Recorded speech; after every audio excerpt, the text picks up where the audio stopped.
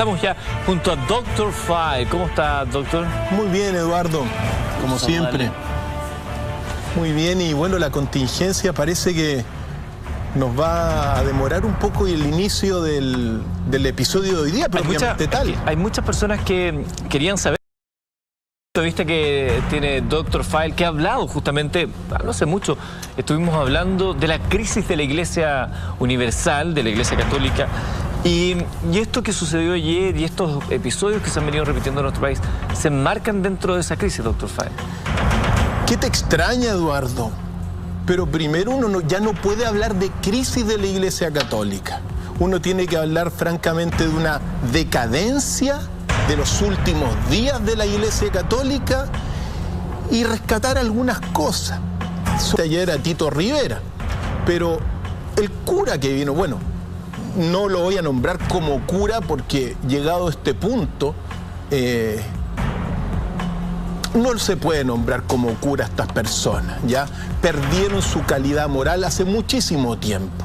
Pero, fíjate tú, Tito Rivera llegó ayer y dentro de la historia, mira, de los años y años que venían episodios sobre Jesús, sobre la iglesia, sobre la decadencia, sobre las profecías, Tito Rivera fue el cura que más ha hablado en la historia. Jamás había escuchado tanto. ¿Y por qué esto es relevante? Porque de alguna forma, primero asume sus errores, asume sus pecados, entrega información que todas la sabemos, pero por otro lado uno tiene que saber el Vaticano, la jerarquía de la Iglesia Católica actúa con el código de la omertá, que es un código mafioso, el código sucio. Entonces, valiosísimo lo que hizo ayer Tito Rivera. Eduardo. Hubo varias declaraciones del sacerdote Tito Rivera. Recordemos que él está siendo investigado, ha sido acusado de abuso y violación dentro de la catedral.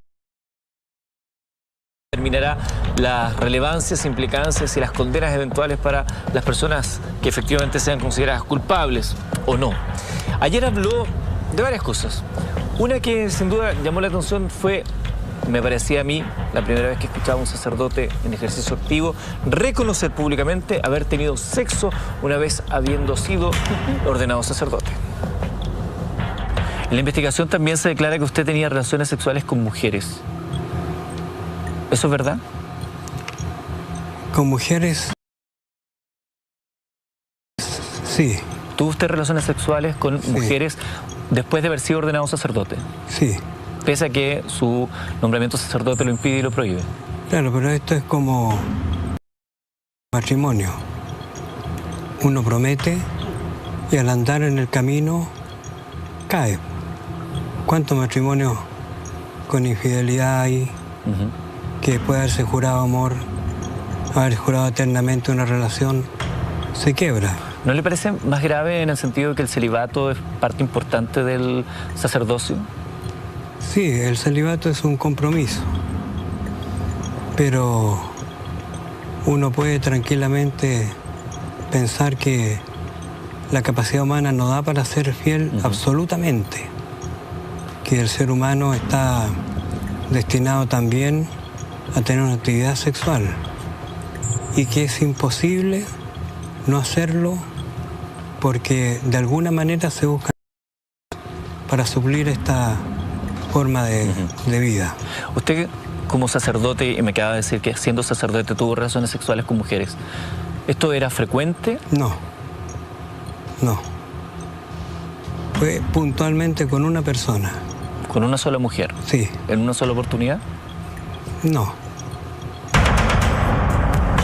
Esta declaración es parte de lo que hace hoy día eco el cardenal Esati en su homilía en la catedral, cuando dice que el sacerdote Tito Rivera dijo en un programa de televisión que había hablado contra la santidad del matrimonio. Se refiere a Tito Rivera, habla de la imposibilidad de la lealtad, de la imposibilidad de resistir la tentación porque simplemente es parte consustancial del ser humano, incluso siendo sacerdotes que han aceptado el celibato como parte esencial de su ministerio. Eduardo, primero, sobre la declaración, esta declaración, valorar en el mérito de su confesión. Está realmente diciendo algo que es vox populi. Recordemos el caso Caradima, recordemos los casos que ocurren con todos los cardenales de nuestra iglesia, recordemos los casos que hay en Holanda, en Alemania. Por lo tanto, primer elemento, se reconoce algo que es verdad. Segundo elemento, uno tiene que decirlo, pero Esati perdió cualquier rasgo de líder de un verdadero cristianismo. Recordemos las profecías. En el último día la iglesia será juzgada y se está haciendo eso lo que se está juzgando hoy día a la iglesia. Ya no se habla simplemente de una crisis. Después, los cardenales están renunciados. ¿Cómo es posible que ocupe el púlpito de la catedral para hacer prácticamente una conferencia de prensa hoy día Esati sin preguntas que uno le puede hacer? ¿Saben qué? Invitemos al cardenal Esati a conversar con nosotros próximo jueves o el próximo jueves. Venga a conversar con nosotros de los problemas de la iglesia y también de la doctrina de la iglesia. Está cordialmente invitado frente... Uno tiene que decirlo, Eduardo. Los casos de los hermanos maristas. Dije Esati, dije ¿cómo se llama? Hay un encubrimiento tan grande de la jerarquía, que mira, cuando ocurren este tipo de cambios, verdaderas revoluciones científicas, mira, lo que va a ocurrir es que estos cardenales como Esati se van a mantener en su posición y no los va a cambiar nadie, porque ya se establecieron así, ocultan toda la cantidad de atropellos, pedofilia, abusos, encubrimiento. Lo que va a ocurrir es que esta generación de cardenales, ex cardenales renunciados, va a morir y van a ser una nueva generación de cristianos de corazón limpio que no van a tener nada que ver con esto, Eduardo. Por lo tanto, estamos viviendo desde mi iglesia y el nacimiento de algo mucho mejor, alejado de estos. Pero por favor, lo último, cuando uno ve y escucha lo que dijo Esati, que no te extrañe tener una cristiandad como árboles que no dan frutos, Eduardo. Muy importante. El tema del celibato ha sido visto por muchas personas como quizás semilla de la cual deriva una serie de atrocidades. Los abusos sexuales, las violaciones, todas aquellas cosas que hemos sabido que han ocurrido no solamente en la iglesia de nuestro país, sino que en la iglesia del mundo. Ha dicho recientemente el Papa Francisco que el celibato no es un dogma de fe, es una regla de vida que yo aprecio mucho y creo que no es un don que es un don para la iglesia. No siendo un dogma de fe, siempre tenemos la puerta abierta para cambiarlo. Siempre tenemos la puerta abierta para cambiarlo. Un sacerdote ha dicho acá en la televisión chilena que el celibato es imposible. Es como una carita al aire y luego entre ellos se ofrecían la confesión, se daban una penitencia y toman para adentro. Mira, sería bueno, perdón, doctor Fabián, a lo que quería llegar, ya que usted conoce mejor esta historia. ¿Cuál es la diferencia entre un dogma de fe y una regla? ¿De dónde viene el celibato? ¿Por qué de pronto el celibato, que no aparece en la Biblia, se empieza a considerar como algo tan relevante? ¿O aparece en la Biblia? Mira, Eduardo, el verdadero dogma es un misterio del universo. Y en este sentido, hay misterios del universo y dogmas verdaderos, como la vida venidera, como la existencia de algo superior, una divinidad superior, como el premio del íntegro, como el castigo del ruin. Esos son dogmas, ¿ya? El dogmatismo, misterios, el dogmatismo lo que te hace es te constriñe el pensamiento. Y en este sentido, cuando uno habla del celibato, mira, no recuerdo en este momento el Papa que lo estableció con claridad, pero con el paso del tiempo se fue volviendo un verdadero dogmatismo, una ley, pero un verdadero dogmatismo que constriñe al humano, que constriñe sexual y sensual y erótica que tiene uno. Y sobre todo, te aleja de la perfección del hombre, que es estar con la mujer. Es muy importante eso. Ahora bien, yo tengo que decir un par de cosas. Desde mi punto de vista, el celibato no tiene nada que ver acá en el problema de la inmoralidad de la Iglesia Católica. Y aquí uno tiene que ser claro. Hay curas heterosexuales que son pedófilos, ¿ya? Y otros curas que no son pedófilos, heterosexuales. Hay sacerdotes homosexuales que no son pedófilos, pero en muchísimos casos, y aquí está el punto, sacerdotes homosexuales, gay, cometen pedofilia. Y eso tiene que quedar muy claro. Perdón, tiene que quedar muy claro, pero también tiene que quedar muy claro que homosexualidad y pedofilia no van de la mano necesariamente. No van de la mano. No son lo mismo. Por eso digo. La tasa, esto porque de pronto, ayer quedó en algunas personas decían, no, no nos perdemos en eso. Tú puedes ser homosexual, ¿sí? Puedes ser heterosexual, puedes ser lo que quieras, y no ser pero las parafilias ¿sí? Van por otro camino. De hecho, según me contaba ayer mismo la doctora María Luisa Cordero, el porcentaje de irrupción de parafilias es mayor en la población heterosexual fuera de la iglesia. Pero no hay que descartar, y aquí está el punto. Por supuesto. Tienes toda la razón, pero tiene que quedar claro. Pero también en la iglesia hay muchísimos sacerdotes homosexuales que cometen pedofilia, y eso es un hecho, ¿ya? No estamos diciendo que hay una relación directa, pero de que ocurre, Eduardo. O sea, podemos decir, hay muchos sacerdotes que cometen esos actos de pedofilia y que también son hetero y homosexuales. Efectivamente. Ayer, justamente, hablando de esto, junto al sacerdote Tito Rivera, él dice abiertamente que ha tenido comportamientos homosexuales y luego hace una analogía respecto a la homosexualidad. Padre, dentro de lo que señalan acá algunas de las personas que hablan en la investigación, ¿usted podría decir que es homosexual? No. He tenido algunas conductas homosexuales, sí, pero no me reconozco como un homosexual. ¿Me podría explicar cuál sería la diferencia entre haber tenido conducta y conocerse como homosexual? La tendencia del homosexual es a una pareja de su mismo sexo y única. Y las conductas homosexuales son las prácticas que uno cae esporádicamente. ¿Cómo surgen estas conductas homosexuales, padre? Desde siempre. ¿Desde antes de ser sacerdote? Sí, claro. ¿Y posteriormente también? Además que se ve en la iglesia un ambiente favorable para estas prácticas. ¿Por qué? Porque como una especie de consenso en que algunas maneras de comportarse son naturales.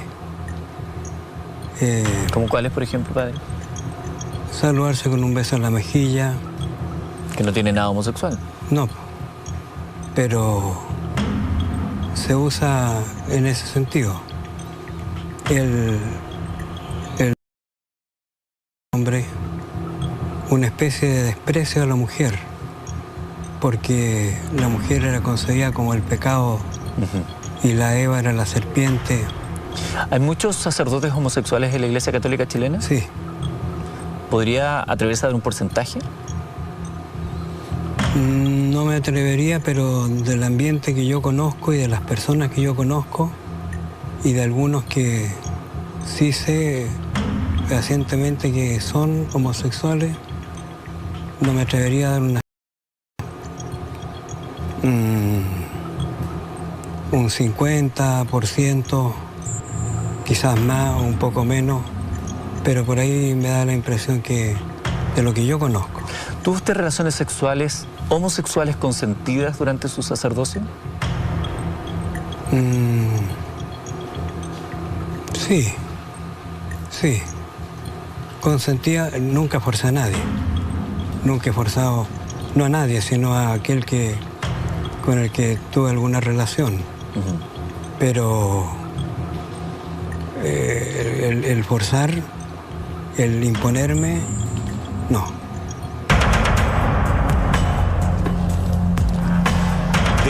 De las muchas cosas que podemos extraer de esta declaración del sacerdote Rivera, llama la atención cómo él dice que es el ambiente de la propia iglesia, el vivir en comunidad, esta imposibilidad de acceder carnalmente, propicia el comportamiento homosexual. Y él reconoce que, de acuerdo, la mitad de los sacerdotes serían homosexuales. Y ojo en el detalle, porque él, reconociendo haber tenido conductas homosexuales, no se considera homosexual. Por lo tanto, él está fuera de ese 50%. Fíjate tú, en términos de cifras, siempre las cifras son relativas, pero claro, si él reconoce un 50%, porque lo hemos dicho cuántas veces, es un ambiente de hombres propicio para la homosexualidad. ¿Y qué les queda? Nada en contra de los homosexuales, pero ojo con aquellos sacerdotes homosexuales, heterosexuales, pedófilos, que usurpan el nombre de Cristo y que toman el nombre de Cristo para plantar árboles y una cristiandad que ya dejó hace muchísimo tiempo de dar buenos frutos. Nos estamos destruyendo y la religión tiene una importancia aquí sustancial.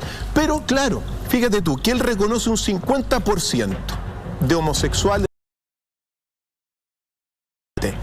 En el libro Sodoma de Friedrich Martel, el 80%, seguramente un 30%, es un juego de palabras, simplemente practica actos homosexuales para liberar, bueno, el ímpetu sexual natural del humano con hombres, pero no son homosexuales. Bueno, ¿cuál es la diferencia? Es un juego de palabras frente a una situación generalizada. ¿Por qué? Que lo dijo ahí. ¿Sabes qué? Esta entrevista es muy importante, la que hiciste ayer, Eduardo, porque lo que te está reconociendo, el desprecio a la mujer. Sí. Entonces cuando uno se da cuenta, mira, hay ciertas máximas de la revelación universal, Eduardo.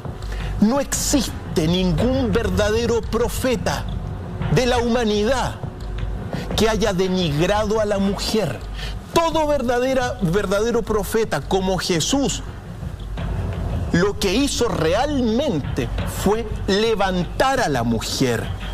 Esas son las verdaderas revelaciones.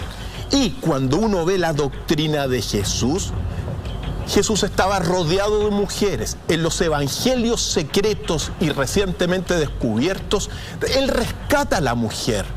Sin embargo, el Concilio de Nicea del 325, comandado por el emperador Constantino el Grande, lo que hizo fue usurpar esa visión y dejó a la mujer como, ojo, autora del pecado original, que venía de mucho antes. Lo dice tal cual. Venía del Antiguo Testamento, pero también uno tiene que decirlo, en el verdadero relato del jardín del Edén, que alguna vez lo hemos hecho acá, el verdadero autor del pecado original no es la mujer. Por lo tanto, frente a todos estos problemas de la iglesia, morales, también tienen un problema doctrinal fundamental. Ni una mujer puede, de aquí en el futuro, desde mi punto de vista, aceptar una doctrina donde ellas son la encarnación de la maldad contra el hombre, pues. Permítame algo, doctor Fall, incluso aún más terrible, porque la Iglesia Católica, no sé si en todo el mundo, no soy especialista, pero en Chile es una iglesia mariana que tiene una fuerte devoción a la Madre de Jesús por la Virgen María. Hay templos dedicados a la Virgen María, hay toda una serie de fechas que recuerdan los diversos nombres de la Virgen María. Estamos hablando de una mujer. Entonces, cuando un sacerdote dice cierto desprecio hacia la mujer, hay algo de fondo, hay algo en la formación del sacerdote que está mal. Si el sacerdote ha sido formado para tener un desprecio hacia la mujer, porque a un sacerdote que te dice que su líder espiritual dijo ámense lo uno a los otros, si ellos ya están dejando de lado a la mitad, a todas las mujeres. Es gravísimo desde el ADN de la formación de estos sacerdotes. Eduardo. Que obviamente no son todos, evidentemente no son todos. Sí, se salvará uno. Te lo acepto, Eduardo, que se salvará uno ya con suerte.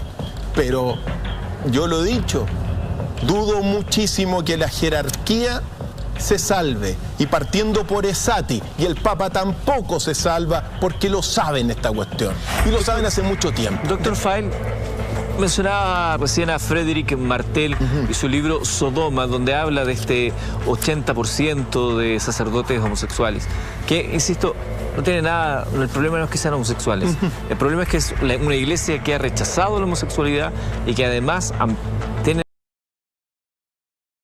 suerte de contradicción interna. ¿Qué más dice Frédéric Martel en Sodoma y por qué ha sido considerado un libro tan revelador? Mira, en realidad, dentro del contexto del libro Sodoma de Frédéric Martel, mira, uno puede sacar ciertos análisis sobre la homosexualidad que, bueno, tienen una relación. Mira, en el caso del libro, uno puede extraer que de la homosexualidad abundante, el 80% de los sacerdotes, sí hay una derivación tremendamente negativa en la sociedad debido a la homosexualidad de muchos. No solamente porque muchos de esos homosexuales cometen actos de pedofilia, sino por algo que desde mi punto de vista es doctrinalmente mucho más grave y que se desprende de este libro y de sus páginas. Mira, en lo profundo de muchísimos sacerdotes envidian a la mujer, Eduardo. Se extrae de ese libro esas conclusiones. Una envidia porque no pudieron ser mujer, porque a la mujer por naturaleza ama al hombre. En consecuencia, ellos, debido a esta envidia, al no haber podido ser mujer, se vierten en contra de ella. Y esto no es de hoy día. Hay, mira, la historia de la iglesia. Tengo todos los tomos de la historia de la iglesia en Chile, claro, bueno, la historia oficial, que no dicen nada de estas cosas, pero la historia de este problema de vejación, de humillación, de menosprecio contra la mujer, contra Eva, querido Eduardo, es de milenios, y es tiempo de decir basta. Una entrevista bien interesante que le hicieron a Frédéric Martel en el Clarín, y quiero rescatar este tema que estamos viendo la portada del libro, Poder y Escándalo en el Vaticano, Sodoma, Frédéric Martel. Le preguntan, ¿cuál es el vínculo entre esta represión de la homosexualidad en la iglesia, lo que hablábamos nosotros recién, y las ideas como la oposición a usar preservativos o la condena de las elecciones sexuales que se establece en el libro? Dice Frédéric Martel, para entender esto hay que escuchar a Francisco, día tras día, el Papa. Día tras día, durante las homilías de sus mañanas en Santa Marta, habla sobre los cardenales con doble vida, su esquizofrenia, hipocresía y rigidez. Todas estas palabras que menciono las usa Francisco. Y sí, la homofobia va de la mano con los conservadores y para muchos de ellos con una homosexualidad encubierta. Hasta sugeriría esta regla: cuanto más anti-gay es un cura o cardenal, más probabilidades hay de que sea gay. Cuando estás tan obsesionado y declaras tanto en contra de una idea, es más probable que tengas algo que esconder en torno a esa idea. La homofobia es casi una técnica clave para reconocer a curas secretamente gays. Esto es lo que llama poderosamente la atención de una institución que los rechaza, que los segrega, que les impide, les ha impedido, por ejemplo, acceder al vínculo del matrimonio. Y sin embargo, dentro de la misma iglesia está, de acuerdo a estas cifras, un 50 o 80% conformada justamente por personas homosexuales. Yo recuerdo el día que fue nombrado el cardenal Bergoglio como Papa Francisco, estando en radio, había frente a mí un colega argentino. Y el colega argentino lo primero que me recordó fue que el Papa Francisco, cuando era cardenal, se estaba discutiendo la ley de matrimonio igualitario en Argentina, dijo que esto era una guerra del diablo contra la humanidad, del diablo contra Dios, oponiéndose evidentemente al matrimonio homosexual. Después ya en su condición de Francisco ha tenido un mensaje algo más conciliador, más cercano, pero la verdad es que desde el inicio, desde los principios de esta iglesia, a los homosexuales los han rechazado, los han tenido en otra esfera, en otro mundo. Sí, los han rechazado de la boca para afuera, pero de la iglesia para adentro, bueno, ha sido un nido para esa conducta, ha sido un nido de conducta. Y como lo decimos, no tiene nada que ver la homosexualidad. Grandes artistas han sido homosexuales, bisexuales, y bueno, cada uno cargará con sus cruces y con sus karmas también. Pero otra cosa es lo que está ocurriendo y lo que se está viendo a partir de este libro y otras cosas también. Mira, hay muchos textos que han hablado de lo mismo. Y uno, sobre este asunto, hay cosas delicadas que uno tiene que decir. Llegó el momento, Eduardo, del juicio a la iglesia. ¿Quién le va a hacer el juicio a la iglesia? Porque tú hacías recién una pregunta, bueno, ¿cómo es posible que el canon de la iglesia, bueno, cómo los protege tanto? El código canónico y los tribunales eclesiásticos. Mira, las condenas que hay contra la pedofilia, los abusos humanos, son mínimas. Reclusión en un convento, eso está establecido. Por lo tanto, a nivel del código canónico de la iglesia se protege todo este tipo de acciones inmorales desde hace muchísimo tiempo. Entonces uno dice, ¿quién los va a juzgar?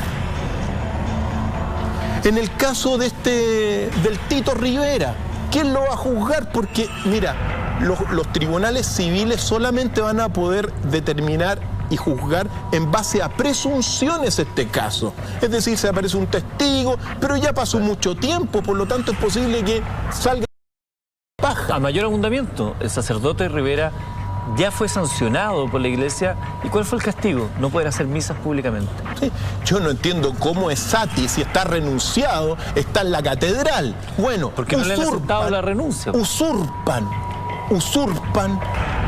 el lugar de Cristo. Por lo tanto, aquí hay una cosa que uno tiene que decir, Eduardo. Si los tribunales no los van a juzgar, si los tribunales eclesiásticos los van a cuidar, bueno, nosotros los vamos a juzgar acá. Nosotros vamos a ejercer el juicio moral. Yo lo voy a hacer, Eduardo. Voy a juzgar como lo hicimos en una ocasión.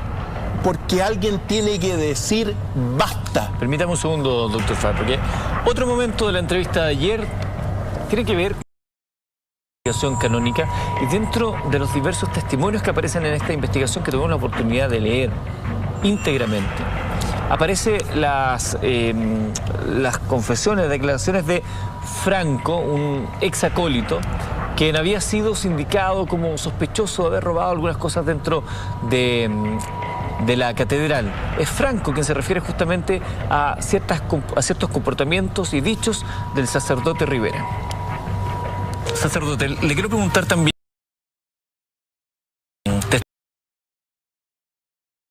el sacerdote Francisco Walker, que es una investigación encargada a él por parte del arzobispado, documento al cual nosotros tuvimos acceso, que también aparece en el reportaje de Informe Especial, respecto a uno de los testigos, el ex acólito Franco Figueroa, sospechoso de los hurtos con las misas que usted oficiaba. ¿Cómo conoció usted a Franco Figueroa? Parece que él iba a misa antes y le gustó la manera de celebrar la misa, lo litúrgico que yo tenía con órgano, y se acercó a decirme si él podía integrar el grupo de los jóvenes que ayudaban en la misa. Yo le dije que sí. Amigo del padre Tigma, y le ayudaba a las misas a él. Y en una pontifical que hizo el cardenal Medina, fueron todos los acólitos del padre Milan y míos. Ahí conocí a este niño que ya ayudaba a las misas con el padre Milan. Franco Figueroa, ex acólito que trabajaba con usted en las misas, dijo en esta investigación usted, comillas, sé que tuvo relaciones con muchos tipos, varios que han sido acólitos de él alguna vez. Toda la gente que está en torno al padre Tito tiene problemas de homosexualidad. Por ejemplo, Milton, el sacerdote recién ordenado en Roma, también me hizo insinuaciones sexuales alguna vez. Respecto a que usted tenía una relación homosexual, dice, un tipo adulto con el que se metía en la pieza. Yo le ayudaba en la misa y él a veces me decía, después de la consagración, llámame a ese tipo que está ahí, me lo señalaba y me decía, mira este tipo que es rico, mira sus piernas. Con el tiempo me fui dando cuenta que el padre Tito ya no tenía fe. Mundanizado. Yo no soy santo tampoco, pero me sé ubicar en lugares como la iglesia. Ahí hay una falacia de pensar que yo tenía acceso a cualquier acólito.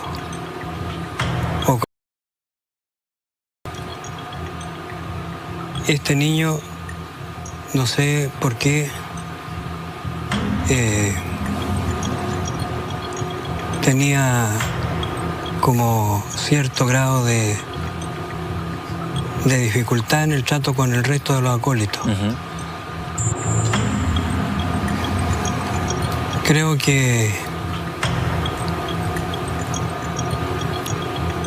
Franco quería ser el único, quería ser el protagonista, y él no es testigo de ninguna acción mía que implique un comportamiento homosexual. ¿Usted nunca le dijo a Franco, mira qué rico este tipo, tráelo a mi habitación? Eso es una cuestión impresionante, porque no puedo ser tan pagano que en la consagración o en la misa yo le haya dicho, mire este tipo. Cuando se le pregunta a Franco por qué se distanciaron, él dice, y lo voy a decir textual, como está en la investigación, que usted pedía favores sexuales. Él empieza a hacerme cariño y me dijo directamente, disculpen nuestros televidentes, querís culiar, y yo lo rechacé. Después muchas veces se repitió esta situación en la catedral, en la calle o en el auto. Él, el sacerdote Rivera, no lograba entender, me decía, yo no entiendo cómo hueón junto y conmigo no. Yo reconozco que yo también he caído en... Yo sabía lo que era bueno y lo que era malo. Con el padre Tito era porque era mayor y sacerdote, pero todo el grupo de gente que rodeaba al padre Tito también era homosexual. Al padre Tito yo no lo veo como una persona normal, no solo por el ámbito sexual, sino también por la acumulación de cosas. El padre Tito no concibe la amistad sin algo sexual. Esa es la declaración. Eso es parte de la conversación. Son bastante crudos los relatos de este sujeto Franco Figueroa. Esto está dentro, insisto, les recuerdo, son declaraciones que están dentro de la investigación que ha hecho la propia Iglesia. El año 2015, el sacerdote Francisco Walker fue quien hizo esta investigación. Recordemos que una investigación que en algún minuto se dijo, es mejor no seguir, no prosperar, es peligroso. Pero bueno, siempre se ha tratado todo como la mafia. Tapar el sol con un dedo, ¿no?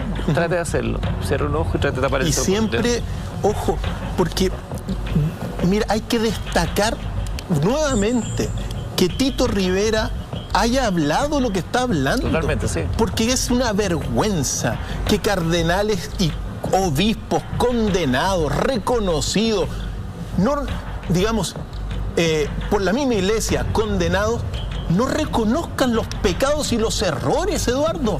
Por eso tengo que decir una cosa. De todos el único que merece el perdón es Tito Rivera. Pero el resto, Eduardo, si no reconocen sus pecados, no tienen perdón ni de Dios, ni de nadie, ni de la sociedad, Eduardo. Entonces, estamos viviendo, oye, Esati, no, pero es que esto es una falacia, que esto es... Cuando uno ve el mismo Cristian Prez, que me confirmó a mí que tampoco reconoce nada. O sea, no, yo no hice ni una cuestión. Recuerden una cosa, de tanto practicar el mal, ahora piensan que es bien lo que... Entonces, bueno, te interrumpí. Es que hay una reflexión en este punto que tiene que ver con el poder. ¿Por qué es tan importante avanzar sobre este tema? Porque los sacerdotes, en tanto guías espirituales, ejercen un poder. La gente le endosa un poder. Los ven a ellos como representantes de la divinidad y por lo tanto los elevan en una categoría. Es ese poder el que se traiciona justamente cuando acceden a ellos de lo que se está denunciando. Eso es lo que hace doblemente perverso esta relación. Y es más, decía el sacerdote Rivera algo que me llamó mucho la atención en su minuto, que él decía, bueno, yo le preguntaba, ¿pero esto ustedes lo hablan habitualmente? No, lo hablamos a través de la confesión, que era confesar, pedir perdón, volver a hacerlo. Confesar, acto de perdón, volver a hacerlo. O sea, no había un arrepentimiento. Yo me crié en familia católica, en un colegio católico. Cuando nos llevaron a la iglesia de San Miguel para hacer nuestra primera confesión, que nosotros entreteníamos porque era no estar en clase, pero íbamos a ir. ¿Qué era lo primero que había que tener? Había que tener un legítimo deseo de no volverlo a hacer, de estar arrepentidos. Y gracias al arrepentimiento yo confesaba que había cometido algún pecado, me daban un castigo, una penitencia, la cumplía y estaba libre de ser. Pero tenía que tener arrepentimiento. Se lo vuelve a hacer, lo vuelve a hacer, no hay arrepentimiento. Es un método, es un modo operante para no cargar una mochila tan pesada. Y también, por cierto, en aquellos tiempos de la Edad Media y otros tiempos, que no es cuando yo me crié, pues no me tiré la confesión también servía como, bueno, para espiar a las personas. Bueno, y para porque se pagaban, ¿no? Las bulas papales. Por eso mismo. Entonces, la confesión, doble estándar como siempre, pero muy grave porque, bueno, errar, pecar, cometer delitos, delinquir, confesarse para volver al círculo vicioso, es una práctica que lo hacen todos estos cristianos que ya no dan frutos, Eduardo. Permítame un segundo, que aquí de reojo vi uno de los tantos comentarios que están llegando a través del hashtag DrFileMB de Fabiola, que dice: mi tío fue sacerdote por 20 años, se ingresó no por ser homosexual, sino porque su madre le prohibía tener mujer. Ahora se enamoró, pero en familia ya no puede ser. Y pregunta ella, ¿habrá algún sacerdote que esté por vocación? Mira, es una buena pregunta. Y yo puedo decir que al menos me da la impresión que sí. Más de alguno por ahí en la historia quedan como sacerdotes con vocación. Pero llegado a este punto también la iglesia, ¿de qué iglesia estamos hablando? Estamos hablando de la iglesia del capitalismo, Eduardo.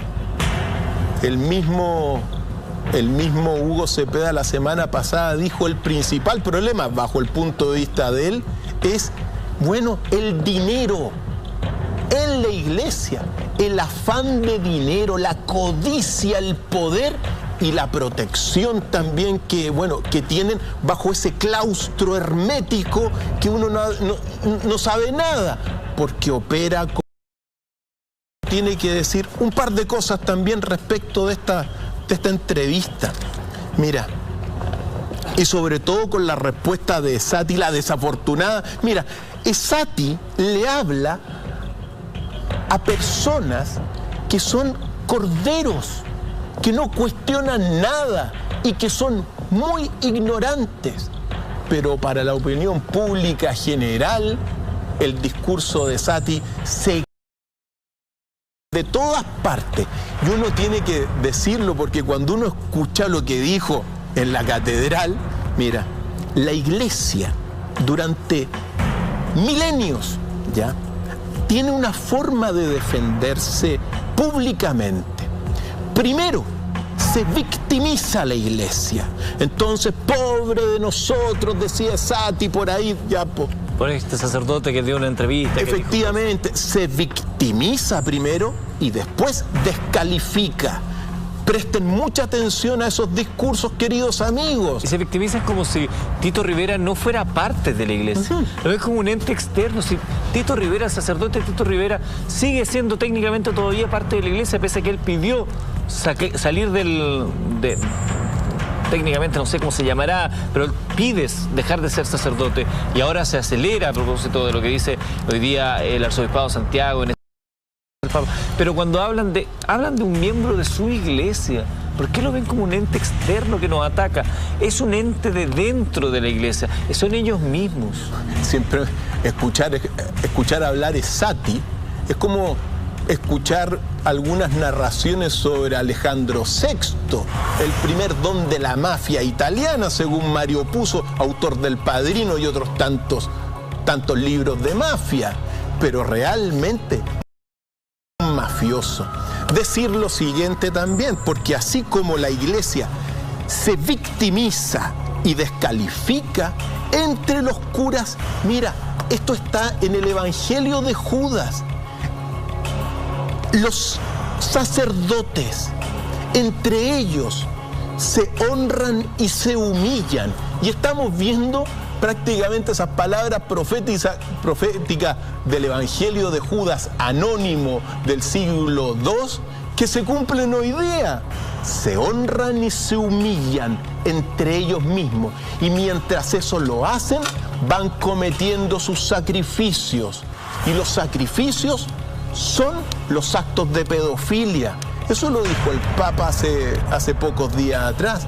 Abusar de un niño es sacrificarlo, porque no se recuperan más y caen bajo la esfera de estas aberraciones, abominaciones del demonio, del diablo, que está en la Iglesia Católica metida, está en los púlpitos. Recordemos que el año pasado se produjo la visita del Papa Francisco a Chile, la segunda vez que un sumo pontífice visitaba nuestro país. A diferencia de la vez anterior cuando vino Juan Pablo II y que fue un verdadero hito a nivel nacional, hasta el día de hoy recordamos su himno, la verdad es que la visita del Papa Francisco fue más bien tibia, fue en enero del año pasado, hubo mucho menos convocatoria de la que se esperaba y lamentablemente, creo yo, estuvo marcada también por algunos encuentros desafortunados, particularmente con los fieles de Osorno. Fue justamente eso, un punto de inflexión en la manera en que el Vaticano también se empezó a hacer eco de algunos hechos que eran ya cada vez más evidentes. El Papa Francisco le dice a una periodista en su momento, le dice, ustedes tráiganme las pruebas, como que si no se le hubiera dicho nada anteriormente de lo que estaba ocurriendo. Posteriormente, y a raíz de la fuerza de los argumentos presentados por, y ojo, los fieles católicos, ni siquiera por los periodistas, por personas, por ahí hay quien dice, son vengativos, que le dicen, no son, ¿venganza de qué? Son los propios fieles los que han pedido verdad, justicia y realidad de acuerdo a sus principios en la propia Iglesia Católica. Gracias a esa presión de los fieles es que el Papa Francisco manda a Chicluna, empieza la investigación, sale por primera vez a ofrecer disculpas, un Papa ofreciendo disculpas por la situación de la Iglesia. Llaman a todos los cardenales, a los arzobispos, y se les pide la renuncia a todos sin excepción.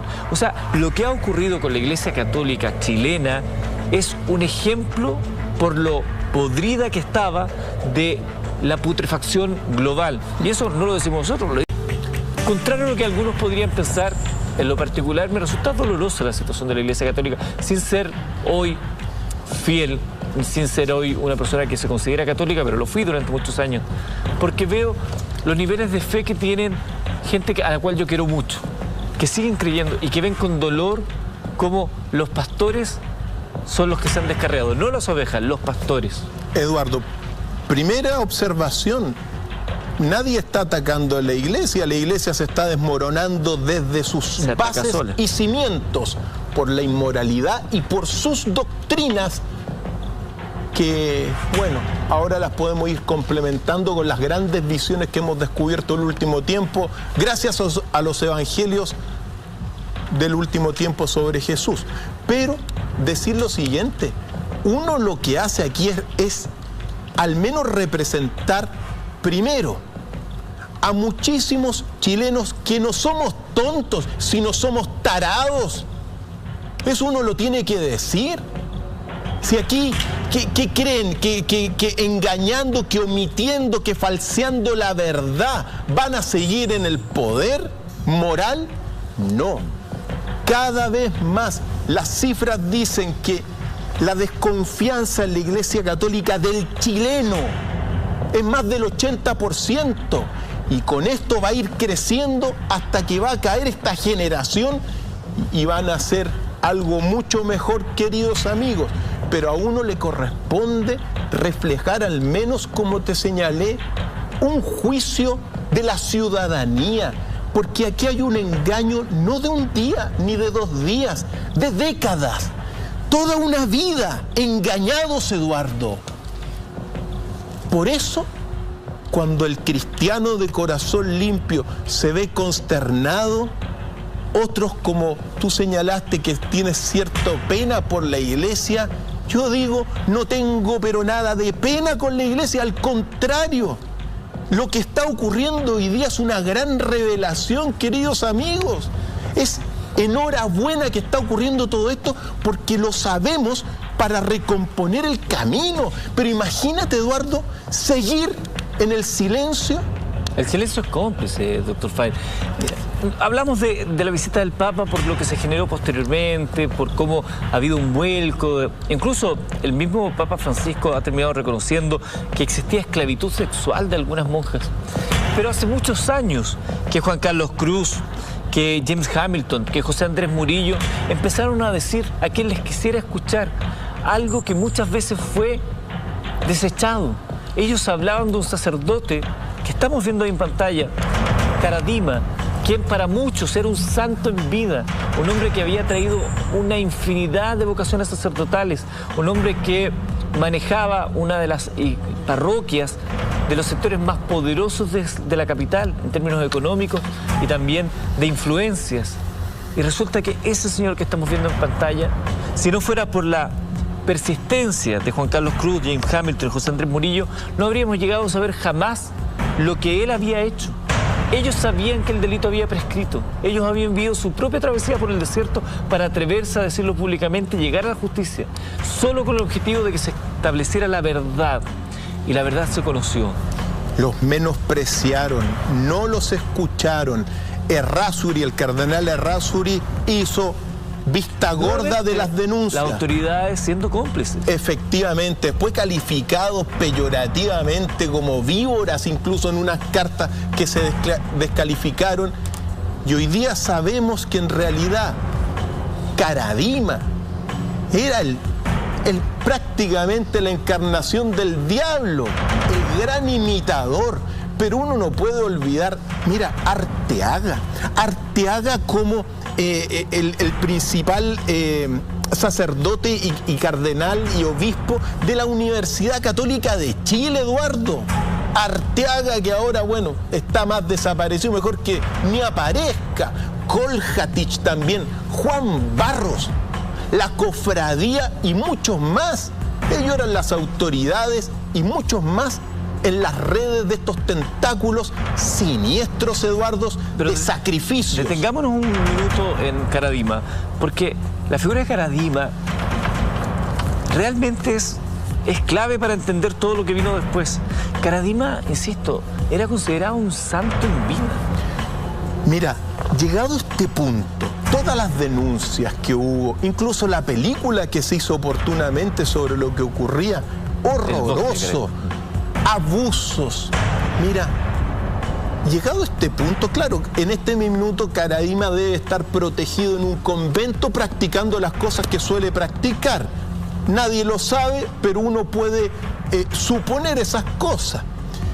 Ahora bien, condenado, enjuiciado por la sociedad también, Este señor que uno ve en la pantalla, que lo veíamos recién, él dice que es inocente, Eduardo. Es inocente. Entonces aquí viene otro punto, que son doctrinas profundas. ¿Para quién trabaja Caradima? ¿Para quién trabaja Juan Barros, Koljatich, Arteaga, Cristian Preg? ¿Para quién? Si cometieron un error, debiesen reconocerlo. Y todos son inocentes.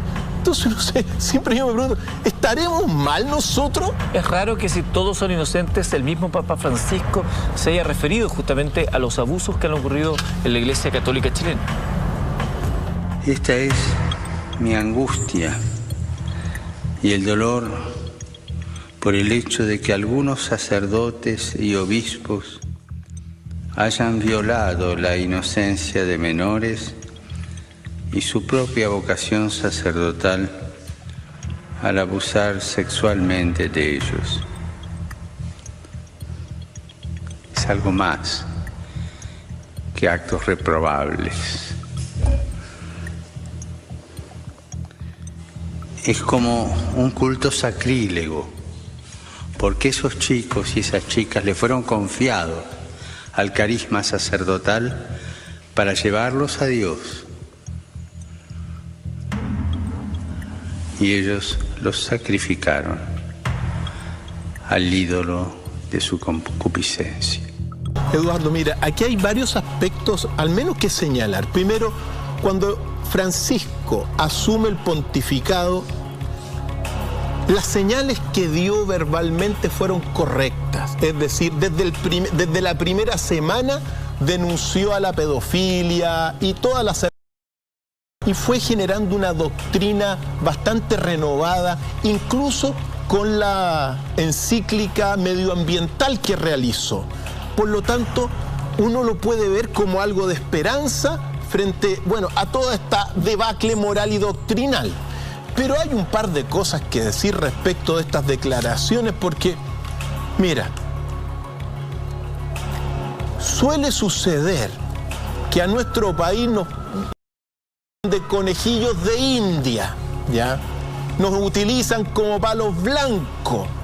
A los chilenos se le pide la renuncia toda. Pues el señor Papa le debiese pedir la renuncia a todos los cardenales alemanes también, a los irlandeses, a los cuantos otros cardenales de otros países, a los, ¿qué decir? A los de Estados Unidos. ¿Qué está pasando ahora en Australia? En Australia, a los españoles. El Papa la renuncia a todos los cardenales de la cristiandad, sin excepción, o a lo más capaz que se salve uno. Ahora, pero dos cosas. ¿Será que basta solo con pedir la renuncia si no cambiamos la formación? Porque si van a llegar nuevos cardenales con la misma falla de fondo, digamos, no sacamos nada. Es como cambiar al técnico y viene otro técnico, como en historia conocida, y cambiar al técnico y llega otro técnico que tiene la misma formación para hacer lo mismo. Eso por un lado. Y por otro lado, ¿no será que estoy pensando, tiene que lidiar con las diferentes fuerzas y corrientes de opinión al interior del Vaticano?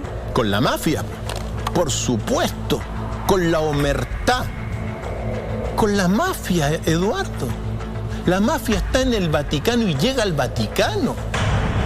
La 'ndrangheta, la Cosa Nostra, hasta en el Vaticano está.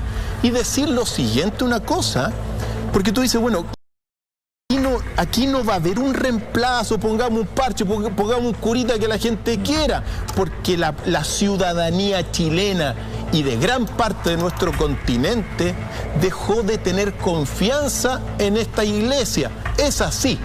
Ahora bien, también lo que está ocurriendo sucede, queridos amigos, que la Iglesia Católica dejó de ser un proyecto universal y en realidad es un proyecto europeo. De Europa para Europa, pero no para América del Sur, menos para Chile, para el futuro. Y ahora sobre esa pregunta, no, Eduardo, no es que, mira, no es que la Iglesia va a poder solucionar todo esto poniendo un cura bueno. ¿Qué tiene que haber por ahí? Lo sacarán, no tengo idea de a dónde, pero no lo va a resolucionar, porque el problema no solamente es moral, es doctrinal, Eduardo. Entonces, la cristiandad de corazón limpio, que a mí me rodea por todas partes y que la tengo muy cerca, lo que tiene que hacer, desde mi punto de vista, es darse cuenta que todo esto que está ocurriendo, este juicio que hacemos a la inmoralidad de la iglesia, es una buena nueva, Eduardo. Eso es lo primero que uno tiene que entenderlo como cristiano, realmente como el verdadero seguidor de Cristo. Todo esto es bueno porque lo estamos sabiendo. Y lo segundo importante, Eduardo, nosotros estamos en una nueva revelación. Y esa revelación tiene que ver no solamente con este descubrimiento, sino que las cosas que estamos conociendo a nivel general de la sociedad, también con el conocimiento del universo científico, con la astronomía. Entonces estamos en un gran despertar, que es una buena revelación para algo muy distinto que se va a formar de aquí en adelante. Le preguntamos también ayer al sacerdote Tito Rivera si se arrepentía de algo. Esto fue lo que nos dijo. Padre, lo último que le quiero preguntar esta noche, tomando un texto bíblico, eso que dice que la verdad nos hará libres, ¿hay algo que quiera decirle usted a la gente, esa misma gente que según usted mismo señala, lo acusa, obviamente aquellos que lo acusan también de estos delitos y hechos deleznables? ¿Hay algo que le quiera decir? ¿Hay algo que quiera ofrecer algún perdón? ¿Quiere algo decir sobre el final de esta entrevista a la gente que la está viendo en vivo y en directo para todo el país? Sí, que no todo lo que brilla es oro, no todo lo que se dice es verdad. La única verdad es Jesucristo, camino, verdad y vida. Yo me he dedicado mucho este tiempo a la lectura, a la oración y a cumplir esta penitencia que Dios me impone, no sé por qué. Los frutos de esto los veremos con el tiempo. Que no se dejen llevar por las acusaciones falsas que se ha dicho por el periodismo tanto escrito como televisivo. Que no crean la primera agua toda esta historia que se ha tramado. ¿Por qué? No lo sé. Supuestamente va con un fin de algún superior más arriba, pero no. ¿Hay algo de lo que se arrepiente, padre? Sí, me arrepiento de algunas cosas. Me arrepiento de no haber tenido la valentía de rechazar algunas situaciones comprometedoras. Haber sido más endiosado, como algunos sacerdotes compañeros míos endiosan y andan a 3 pasos de distancia del resto. Me arrepiento de no haber sido más duro en el sentido de rechazar, como dije, algunas situaciones. Y me arrepiento de no haber hecho caso a mi madre, que nunca quiso que yo fuera cura.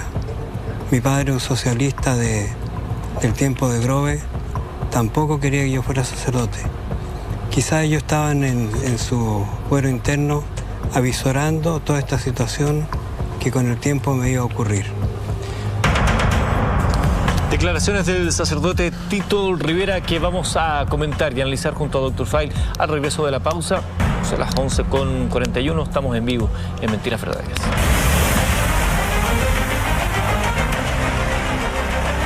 Dr. File, estábamos hablando, Dr. File, antes de la pausa, de las declaraciones del sacerdote Tito Rivera y particularmente de una que yo creo que bien vale la pena recordar, que tiene que ver con aquello de lo cual él eventualmente se puede arrepentir.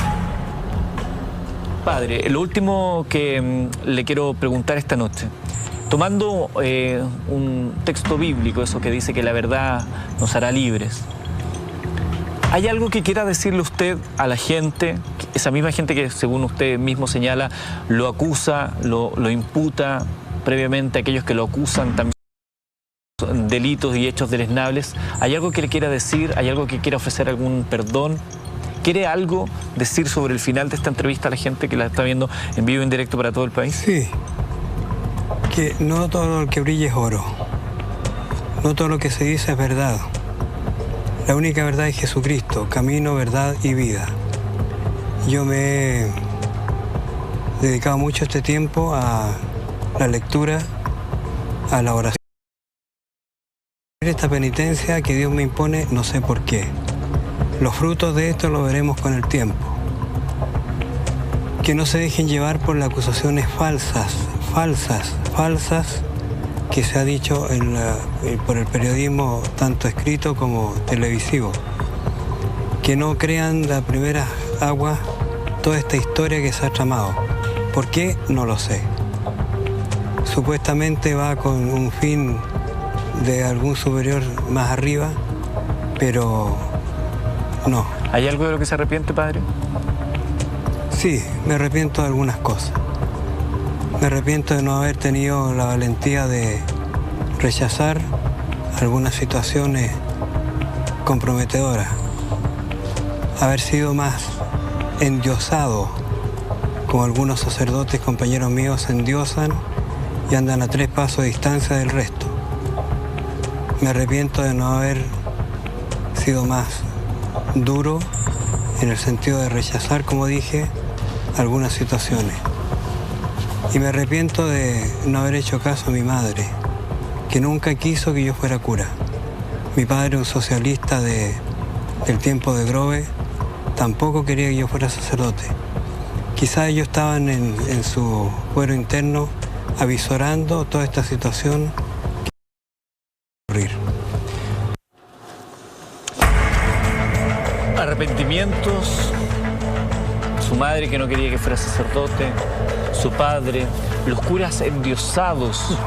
Mira, curas endiosados. Si por eso es tan relevante, es tan trascendental lo que dijo ayer el sacerdote Rivera.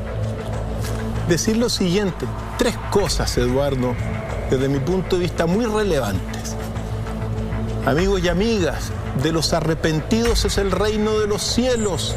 Por lo tanto, dentro de la cristiandad aquí en Chile, el único que merece hasta este minuto el perdón por el arrepentimiento público es Tito Rivera. El resto no van a llegar arriba porque Jesús no les va a permitir entrar arriba. Segundo elemento, sobre todo para los cristianos de corazón limpio. Amigos, católico, eso hay que dejarlo muy claro. Jesús fue un gran filósofo, un gran Mesías, un emisario, un puente entre la divinidad y el hombre. Dejó una filosofía fantástica, pero nunca fue católico. Y entre las cosas importantes que enseñó, yo soy el camino, la verdad y la vida. No mintáis, no tengáis miedo. Y por cierto, también cosas importantísimas. La divinidad está dentro de uno y está afuera de uno. Por lo tanto, para estar con Dios, para estar con la divinidad, no es necesario una iglesia. Uno puede estar con la divinidad en un campo, en cualquier parte. También, ¿qué enseñó Jesús? Importantísimo. Que el hombre perfecto es el hombre que está con la mujer. Por eso Jesús besaba a María en la boca. Y María Magdalena lo hizo perfecto a Jesús, por cierto. Y esto es muy relevante, queridos amigos, como último punto entre estas conclusiones finales de este episodio necesario.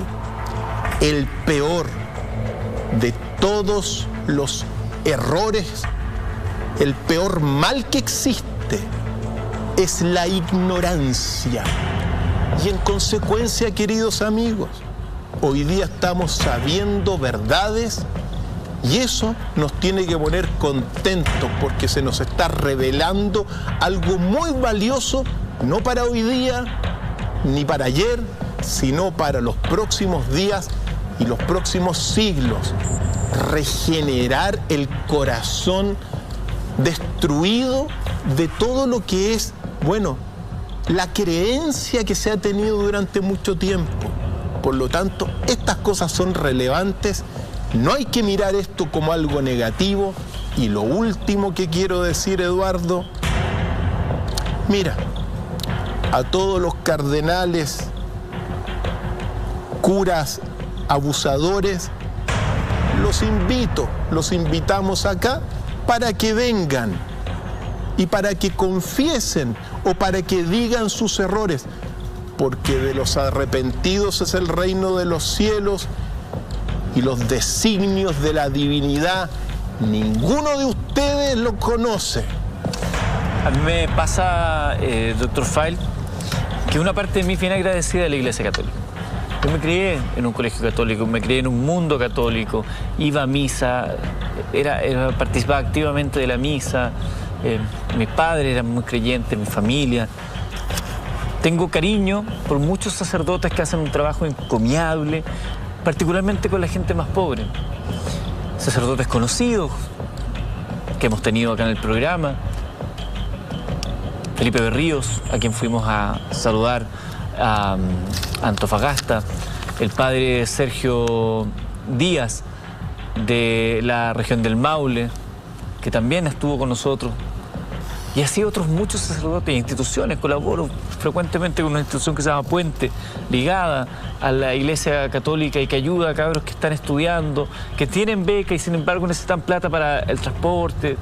Y así muchas otras obras vinculadas a la Iglesia y a sacerdotes de verdad. Entonces, cuando uno habla de esto, uno dice qué pena, qué lástima, porque se nubla la labor maravillosa que hacen justamente con los más necesitados, con los desposeídos, con aquellos que Jesús probablemente puso en el foco de su atención. Y eso queda en un segundo plano. Por eso a mí me baja esta nostalgia, esta pena, porque siento que ellos, y así tantos otros como ellos en el pasado, su memoria no merece lo que están viviendo el día de hoy. No merecen tener a encubridores, no merecen tener a pedófilos, no merecen tener a violadores, no merecen tener a ladrones como guías espirituales. Por eso a mí me duele tanto esto que les toca vivir, sin ser hoy católico, a la Iglesia Católica. Tú lo dijiste, por eso la cristiandad está en un terrible conflicto espiritual, pero al mismo tiempo en una buena revelación. Y por cierto, el contexto de todas maneras es el fin, el cumplimiento de las profecías, se está dando el juicio a la Iglesia y una buena nueva que viene, esta vez en gloria y majestad, Eduardo. Por cierto, decirle a todos los amigos que quieran cultivar la sabiduría y la evolución de la conciencia, pueden entrar a www.docfiles.cl desde cualquier rincón del mundo donde buscamos la verdad. Y nos falta algo final, Eduardo, ¿no? Y como decimos siempre, el que tenga oídos para oír, que oiga. Y que no cese en su búsqueda el que busca.